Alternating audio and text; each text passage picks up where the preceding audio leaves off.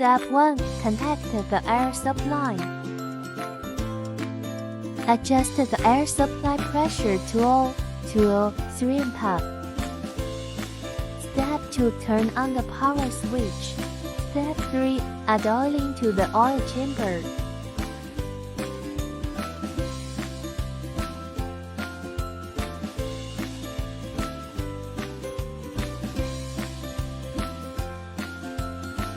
When using for the first time or refilling the oil chamber, press the air key for more than 6 seconds to fill the internal pipeline with oil.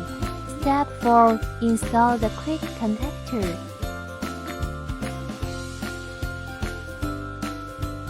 Step 5. Install the handpieces to the oil filling position.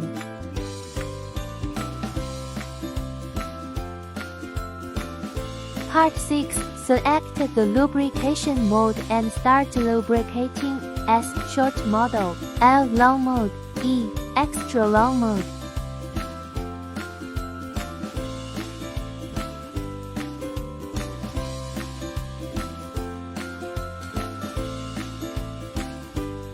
Step 7. Remove handpieces when finished.